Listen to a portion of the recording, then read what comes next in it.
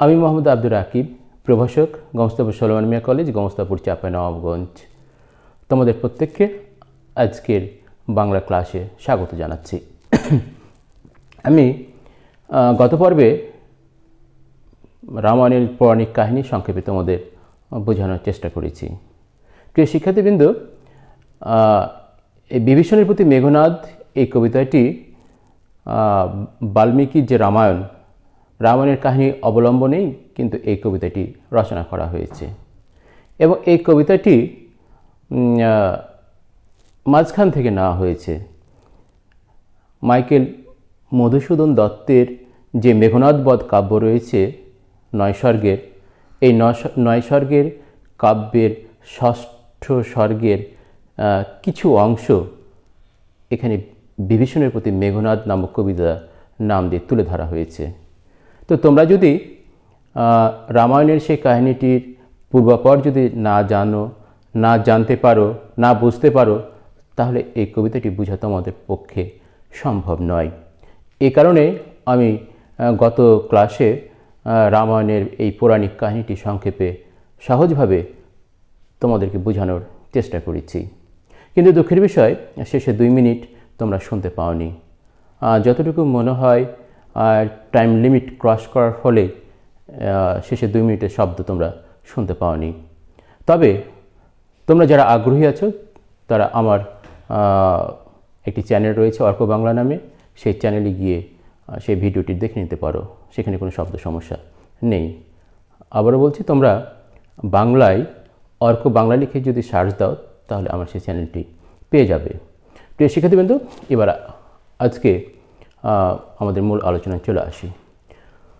আমরা আজকে বিভীষণের প্রতি মেঘনাদ কবিতাটির প্রতিটি চরণ তোমাদের সামনে ব্যাখ্যা করে বোঝানোর চেষ্টা করব। তবে উল্লেখযোগ্য যে পুরো কবিতাটি আজকে শেষ করা সম্ভব হবে না।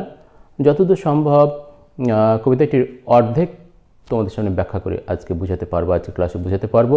পরবর্তী অংশটুকু নেক্সট ক্লাসে অর্থাৎ 3য় পর্বে তোমাদেরকে বোঝানোর চেষ্টা করব। তো একটু পিছনে আবার ফিরে যাই, সেই রামায়ণের কাহিনীর বিশেষ অংশে একটু আসি, তারপরে ব্যাখ্যায় যাই। এই কবিতাটি মেঘনাদ বধ কাব্যের 6ষ্ঠ স্বর্গে লক্ষণের হাতে অন্যায় যুদ্ধে মৃত্যু ঘটে অসম সাহসী বীর মেঘনাদের। প্রিয় শিক্ষার্থীবৃন্দ, এখানে একটি কথা তোমাদের স্মরণ করিয়ে দিই।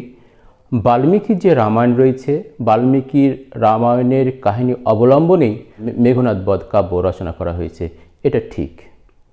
কিন্তু বাল্মীকির রামায়ণের কাহিনীর সাথে এই মেঘনাদ বধ কাব্যের কাহিনীর কিছু অমিল রয়েছে। অমিলটা কোথায়? অমিলটা হলো বাল্মীকি রামকে নায়ক হিসাবে চিহ্নিত করার চেষ্টা করেছে এবং রাবণকে কিংবা রাবণের জ্ঞাতিগোষ্ঠীকে ভিলেন হিসাবে চিহ্নিত করার চেষ্টা করেছে। কিন্তু মাইকেল মধুসূদন দত্ত এটাকে পুরো উল্টে দিয়েছে, পাল্টে দিয়েছে। পাল্টে দিয়ে তিনি রাবণকে কিংবা রাবণের জ্ঞাতিগোষ্ঠীকেই নায়ক হিসাবে চিহ্নিত করার চেষ্টা করেছে আর রামকে ভিলেন হিসাবে চিহ্নিত করার চেষ্টা করেছে। পুরো উল্টো ব্যাপার। এখানে এই ব্যাপারটি যদিও আমার কাছে ব্যক্তিগতভাবে কেমন যেন মনে হয়। এখানে আমি ব্যক্তিগতভাবে রাবণকে কখনোই নায়ক হিসেবে মানতে রাজি নই, কিন্তু আমার সেই মানা না মানাতে কোনো যায় আসে না। যেহেতু মাইকেল মধুসূদন দত্ত তার মেঘনাদ বধ কাব্যে রাবণকে নায়ক হিসেবে চিহ্নিত করেছেন, কাজেই আমাদেরকেও এই পড়াটি পড়াতে গিয়ে রাবণকে কিংবা রাবণের ছেলে মেঘনাদকে নায়ক হিসেবে ভাবতে হবে। তো সেই ভাবনা থেকেই আমি আজকের এই আলোচনা সামনের দিকে এগিয়ে নিব। রামচন্দ্র কর্তৃক লঙ্কাপুরী আক্রান্ত হলে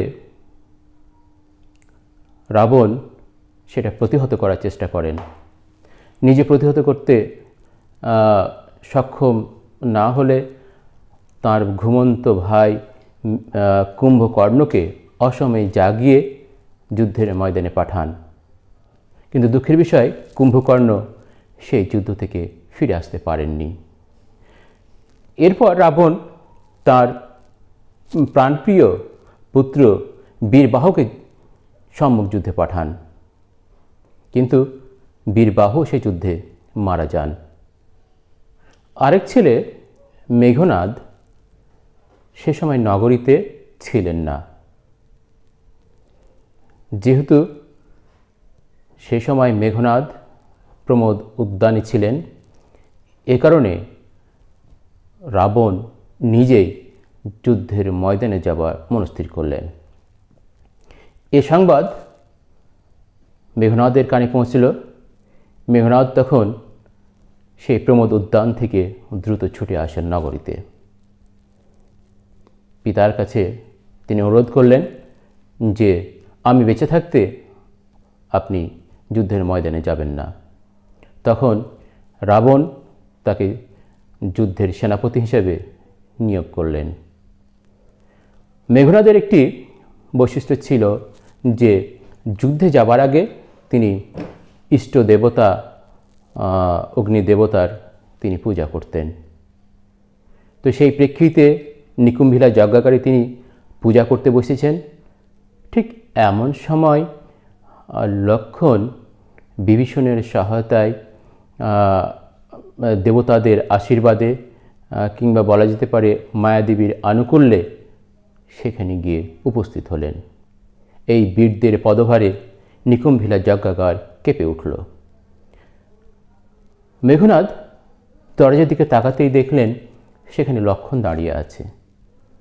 তিনি বুঝতে পারলেন না যে ইনি সত্যিকারই লক্ষ্মণ নাকি কোনো দেবতা। কারণ তিনি ভালো করে জানতেন যে এটি এমন এক সংরক্ষিত এলাকা যেখানে কোনো মানুষ তো দূরের কথা, কোনো দেবতারও প্রবেশ করার কথা নয়। সেখানে লক্ষ্মণ কি করে আসতে পারে? লক্ষ্মণ তার নিজের পরিচয় দিয়ে তরবারি কোষমুক্ত করে যখন মেঘনাদকে যুদ্ধের জন্য আহ্বান জানালেন, তখন মেঘনাদ বুঝতে পারলেন যে ইনি সত্যি সত্যি লক্ষ্মণ। মেঘনাদ লক্ষ্মণের কাছে সময় প্রার্থনা করলেন যে আমি ঠিক আছে, আমি যুদ্ধে যাব, আমাকে তুমি অস্ত্রাগারে যেতে দাও, আমি অস্ত্রাগার থেকে অস্ত্র নিয়ে আসি, তারপর আমি তোমার সাথে যুদ্ধে অবতীর্ণ হব। কিন্তু চালাক লক্ষ্মণ ভালো করে জানে যে মেঘনাদকে যদি আমি এখন সময় দিই, তিনি তো অস্ত্রাগারে যান, অস্ত্রাগার থেকে অস্ত্র নিয়ে এসে যদি আমার সাথে যুদ্ধ করে, তাহলে হয়তোবা এই যুদ্ধে আমি জিততে পারবো না।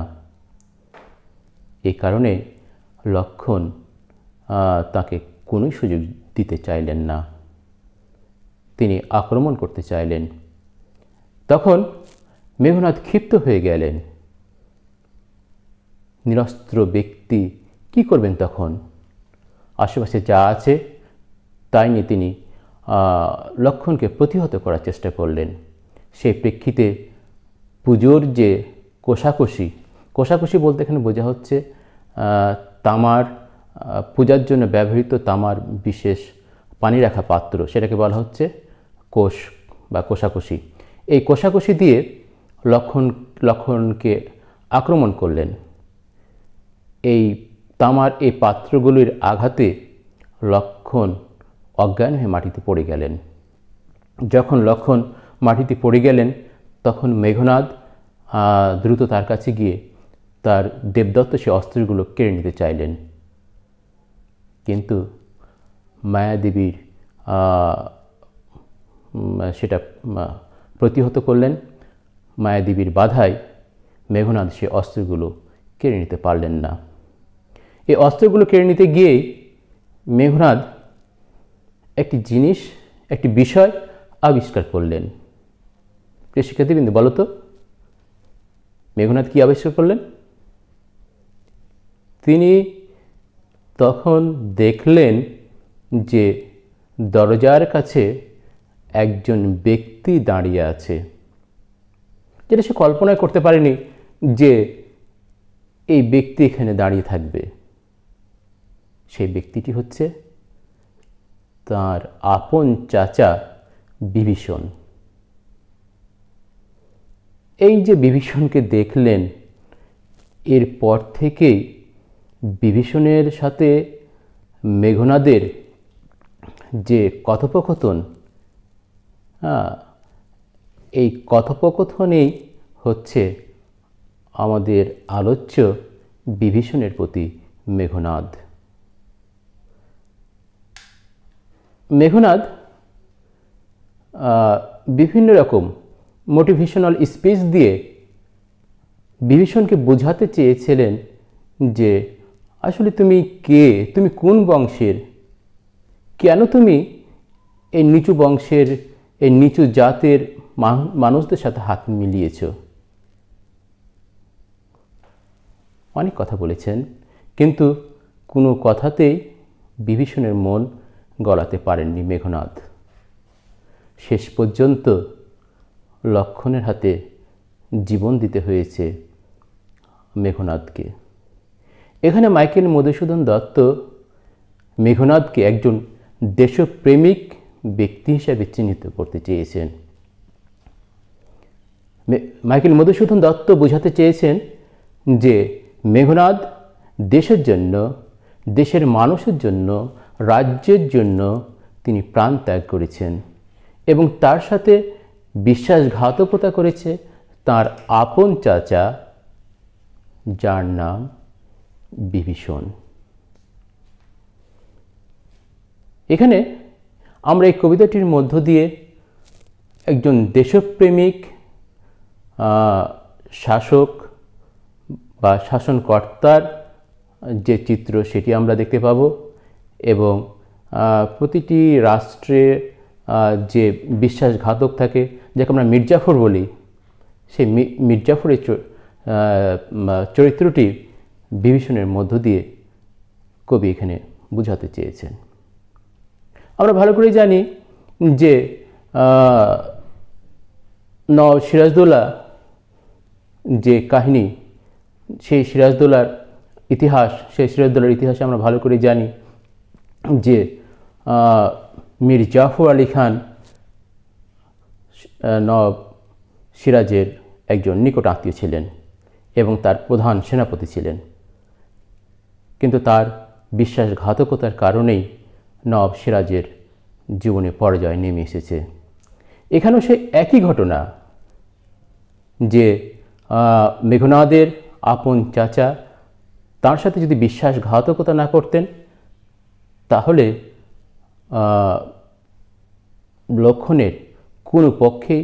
লক্ষ্মণের তথা রামের কোনোভাবেই মেঘনাদের সাথে বা রাবণের সাথে যুদ্ধ করে জয় হতে পারতেন না।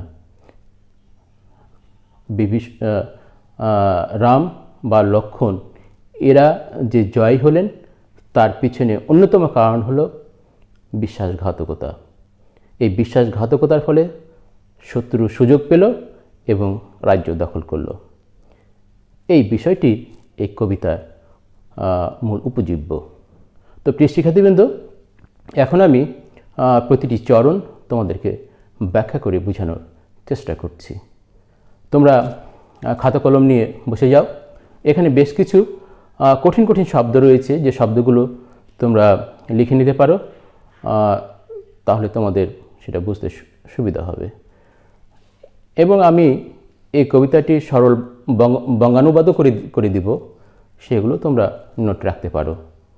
তো এবার চলো যাওয়া যাক সেই কবিতাটিতে।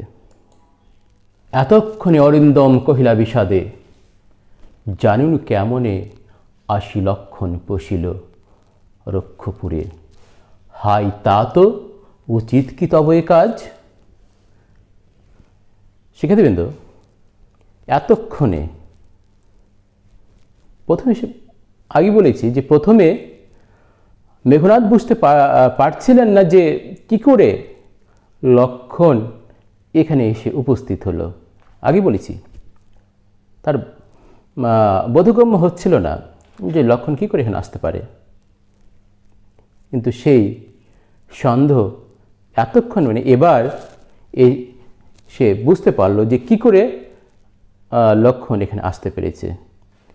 এখানে কিছু শব্দ আছে, শব্দগুলো খেয়াল করো। অরিন্দম। অরিন্দম মানে এখানে মেঘনাদকে বোঝা হচ্ছে। অরি মানে হচ্ছে শত্রু, আর শত্রুকে যিনি দমন করেন তাকে বলা হয় অরিন্দম। এখানে এই কারণে যেহেতু মেঘনাদ শত্রুকে দমন করার ইচ্ছে নিয়ে এখানে এই যুদ্ধে অবতীর্ণ হয়েছেন, এই কারণে অরিন্দম বলতে মেঘনাদকে বোঝাচ্ছেন। এই জন্য বলা হচ্ছে অরিন্দম কহিলা বিষাদে। কহিলা মানে বলল। কে বলল? মেঘনাদ। বিষাদে মন খারাপ করে মেঘনাদ বলল, জানিনু কেমনে 80 লক্ষণ পশিল। জানিনু মানে জানলাম, কেমনে কেমন করে, 80 মানে এসে, লক্ষণ মানে লক্ষণে, পশিল মানে প্রবেশ করল। তাহলে বোঝাচ্ছে যে এতক্ষণে মেঘনাদ বিষাদ ভরা মন নিয়ে বলল যে জানলাম কেমন করে লক্ষণ এখানে প্রবেশ করল। কোথায় প্রবেশ করলো? রক্ষপুরে। রক্ষপুরে বলতে রক্ষ মানে হচ্ছে রাক্ষস, পুরে মানে নগরে। তাহলে রাক্ষসদের নগরে কি করে যে লক্ষণ প্রবেশ করলো সেটা এবার মেঘনাদ বুঝতে পারল। হাই তা তো উচিত কি তবে এ কাজ। হাই তা তো মানে হচ্ছে পিতৃব্য, পিতার সমতুল্য বা চাচাকে তাতো বলে। তো তার চাচা বিভীষণকে উদ্দেশ্য করে বলছে, হাই তা তো উচিত কি তব, তোমার কি এটা উচিত হলো? এই কাজটা করা কি তোমার উচিত হলো? চাচাকে প্রশ্ন করছে মেঘনাদ যে তোমার কি এই কাজটা করা উচিত হয়েছে?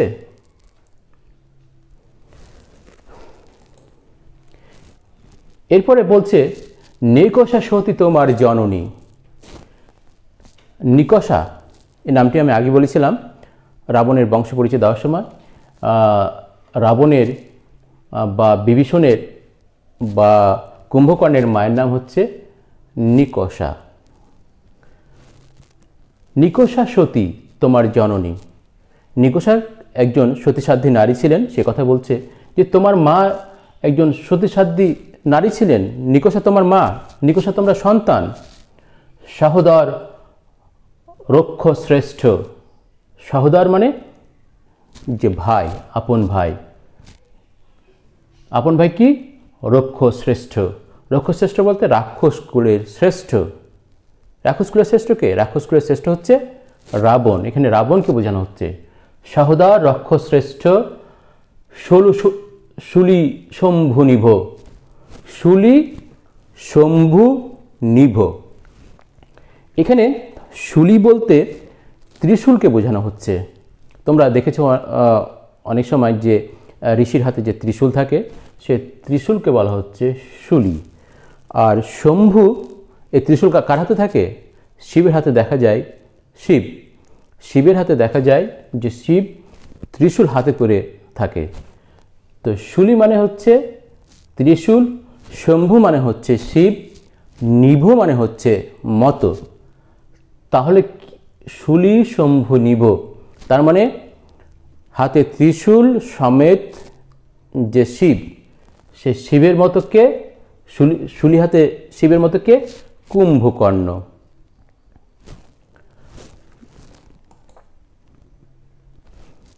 এই যে প্রিয় শিক্ষার্থী বন্ধু খেয়াল করো, ইনি হচ্ছেন শিব। শিবের হাতে এই যে ত্রিশূল, এই ত্রিশূল হাতে এই শিবের মতো কে? কুম্ভকর্ণ। তাহলে এক ভাইয়ের কথা কি বলল মেঘনাদ? বিভীষণকে বলল তোমার এক ভাই হলো রক্ষ শ্রেষ্ঠ, অর্থাৎ রাক্ষস কুলের শ্রেষ্ঠ। আরেক ভাই হলো শুলি শম্ভু নিভ কুম্ভকর্ণ। আরেক ভাই যার নাম হলো কুম্ভকর্ণ, তিনি শিবের মতো, ত্রিশূল হাতের শিবের মতো কুম্ভকর্ণ। ভাতৃপুত্র বাসব বিজয়ী, অর্থাৎ সে তার নিজের কথা বলছে যে তোমার ভাতৃপুত্র তথা তোমার ভাতিজা ইন্দ্র বা বাসবকে জয় করা একজন ব্যক্তি।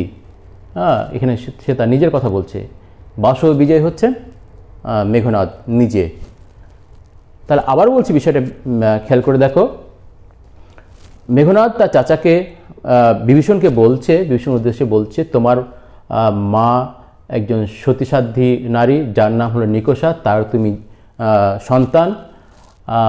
সহোদর রক্ষশ্রেষ্ঠ, তোমার এক ভাই হলো রাক্ষসকুলের একজন শ্রেষ্ঠ, আর আরেক ভাই যার নাম কুম্ভকর্ণ, সে হলো শিবের মতো ত্রিশূল বিশিষ্ট শিবের মতো। আর তোমার ভাতিজা হলো বাসব, অর্থাৎ তিনি ইন্দ্রজিৎ, তিনি দেবতা ইন্দ্রকে জয় করেছিলেন। এটা স্মরণ করে দিচ্ছেন। এক কথায় এখানে যেটা আমরা বুঝতে পারছি যে মেঘনাদ বিভীষণকে তার বংশ মর্যাদা সম্পর্কে অকিবহাল করার চেষ্টা করছেন, যে তুমি কোন বংশের সন্তান। এরপরে বলা হচ্ছে, নিজ গৃহপথ তা তো দেখাও তস্করে, চণ্ডালে বসাও আনি রাজার আলয়ে, কিন্তু নাহি গঞ্জিত মা গুরুজন তুমি পিতৃতুল্য। চমৎকার। নিজ গৃহপথ, নিজের বাড়ির পথ তা তো হে চাচা দেখাও তস্করে। তস্কর মানে হচ্ছে চোর। কি চমৎকার কথা যে তুমি তোমার নিজের বাড়ির পথ চোরকে দেখে নিয়ে আসছো, তারপর কি করছো? চণ্ডালে বসাওয়ানি রাজার আলয়ে। চণ্ডাল, নিচু শ্রেণীর ব্যক্তিকে চণ্ডাল বলে এখানে সম্বোধন করা হচ্ছে। আর নিচু শ্রেণীর ব্যক্তিকে তুমি এনে রাজার রাজদরবারে অর্থাৎ রাজপ্রাসাদে তুমি নিয়ে এসে বসাচ্ছ। কিন্তু নাহি গঞ্জিত মা, আমি তোমাকে তিরস্কার করছি না। কেন করছি না? যেহেতু গুরুজন তুমি পিতৃতুল্য, বাবার মতো তুমি। চাচা তো বাবার মতোই, নাকি বলো? যেহেতু তুমি বাবার মতো, এই কারণে আমি তোমাকে তিরস্কার করছি না। কিন্তু কাজগুলো কি তুমি ঠিক করছো? ব্যাপারটা এটাই বোঝাতে চাচ্ছে। ছাড়দার যাব অস্ত্রাগারে, পাঠাইব রামানুজে সমন ভবনে, লঙ্কার কলঙ্ক আজি ভঞ্জিব আহবে। ছাড়দার, আমার দরজা ছেড়ে দাও। আমি কোথায় যাব? অস্ত্রাগারে যাব। যেখানে অস্ত্র রাখা আছে আমি সেখানে যাব। সেখানে গিয়ে আমি অস্ত্র নিব। তারপর কি করব? পাঠাইব রামানুজে। ঘৃণাভরে মেঘনাদ লক্ষণের নাম পর্যন্ত মুখে আনছেন না। তিনি বলছেন কি? রামানুজ, রামের অনুজ। রাম যোগ অনুজ, রামানুজ। এখানে লক্ষণকে বোঝানো হচ্ছে। রামানুজ বলতে লক্ষণকে বোঝানো হচ্ছে। পাঠাইব রামানুজে সমন ভবনে। সমন মানে সমন ভবনে মানে হচ্ছে যমালয়ে, অর্থাৎ মৃত্যুপুরীতে। সমন মানে মৃত্যু, আর ভবনে মানে আলয়ে। অর্থাৎ এখানে বোঝাতে চাচ্ছে যে আমাকে তুমি ছেড়ে দাও, আমি অস্ত্রাগারে যাব। অস্ত্রাগারে গিয়ে কি করব? অস্ত্র নিয়ে এসে আমি এই লক্ষণকে মৃত্যুপুরীতে পাঠিয়ে দেব। লঙ্কার কলঙ্ক আজি ভঞ্জিব আহবে। এই লঙ্কাপুরীর যে কলঙ্ক, এই কলঙ্ক আমি যুদ্ধের দ্বারা, এই লঙ্কাপুরীর কলঙ্ক আমি যুদ্ধের দ্বারা মুছে দেব। এই কলঙ্ক আমি মুছে দেব যুদ্ধ করে। উত্তরিলা বিভীষণ। এবার এতক্ষণ কথা বলল মেঘনাদ। মেঘনাদের কথা প্রেক্ষিতে এবার উত্তর দিচ্ছেন বিভীষণ। বিভীষণ বলছেন, বৃথায় সাধনা ধীমান। তোমার এই সাধনা বৃথা। ধীমান মানে হচ্ছে জ্ঞানী বা বিজ্ঞ। বৃথা এ সাধনা ধীমান। হে জ্ঞানী, তোমার এই সাধনা ব্যর্থ। ভাতিজাকে উদ্দেশ্য করে চাচা বিভীষণ বলছেন যে তোমার এই সাধনা ব্যর্থ। রাঘব দাস আমি। রাঘব দাস, রাঘব মানে হচ্ছে রঘুবংশের শ্রেষ্ঠ সন্তান, তাকে বলা হয় রাঘব। এখানে রামচন্দ্রকে বোঝানো হয়েছে। রাম কি বলে, রঘুবংশের, রাম হলো রঘুবংশের সন্তান, এই কারণে রামকে রাঘব বলা হচ্ছে। রাঘব দাস আমি, অর্থাৎ রাঘবের আজ্ঞাবহ আমি, রাঘবের অনুগত দাস আমি। এই জন্য বলছে রাঘব দাস আমি। কি প্রকারে তাহার বিপক্ষ কাজ করিব, যেহেতু আমি রাঘবের অর্থাৎ রামের আমি আজ্ঞাবহ, কাজে কি করে তার বিপক্ষে কাজ করব। রক্ষিতে অনুরোধ, তোমার অনুরোধ রক্ষা করার জন্য আমি রামের বিপক্ষে কিভাবে কাজ করব। উত্তরিলা কাতরে রাবণী, হে পিতৃব্য তব বাক্যে ইচ্ছে মরিবারে। রাঘবের দাস তুমি, কেমনই মুখে আনিলে কথা, তা তো কহতা দাসেরে। এবার রাবণী অর্থাৎ রাবণের পুত্র, এখানে মেঘনাদকে বোঝানো হচ্ছে। চাচার কথার প্রেক্ষিতে মেঘনাদ বলছেন, হে পিতৃব্য অর্থাৎ হে চাচা, তব বাক্যে ইচ্ছি মরিবারে। তোমার এ কথা শুনে আমার মরে যেতে ইচ্ছা করছে। রাঘবের দাস তুমি, তুমি রামের তুমি দাস, এ কথা শোনার আগে আমার মরে যাওয়া উচিত ছিল, বা আমার মরে যেতে ইচ্ছা করছে। এ ধরনের অভিপ্রায় ব্যক্ত করতে চাচ্ছে যে রাঘবের দাস তুমি, কেমনই ও মুখে আনিলে এ কথা, তোমার ওই মুখে এ কথা কেমন করে তুমি আনতে পারলে। ওরা কি জাতের, আমরা কি জাতের, তুমি কি করে এ ধরনের কথা বলতে পারো। এটা মেঘনাদ তার চাচা বিভীষণকে উদ্দেশ্য করে এ কথাটা বলছে। যে কেমনে ও মুখে আনিলে এ কথা, তা তো কহতা দাসেরে। দাসেরে বলতে সে নিজের কথা বলছে, নিজেকে দাস বলে সম্বোধন করছে। তুমি এ দাসকে তুমি বলো যে ও মুখে কি করে তুমি এ কথাটা আনতে পারলে যে তুমি রামের দাস, তুমি নিজেকে রাঘবের দাস বলে তুমি পরিচয় দিচ্ছ। এ ধরনের কথা তুমি কি করে মুখে আনছো, তুমি আমাকে বলো। প্রিয় শিক্ষার্থীবৃন্দ, আজকে আমরা এ পর্যন্ত আলোচনা করলাম। আশা করি তোমাদেরকে বোঝাতে সক্ষম হয়েছি। যদি তোমাদের বুঝতে কোনো সমস্যা থাকে তাহলে তোমরা কমেন্ট বক্সে লিখে জানাতে পারো। আমি চেষ্টা করব তোমাদেরকে আরও সহজভাবে বোঝানোর। আগামী পর্ব দেখার আমন্ত্রণ জানিয়ে আজকের মতো এখানে শেষ করলাম। আল্লাহ হাফেজ।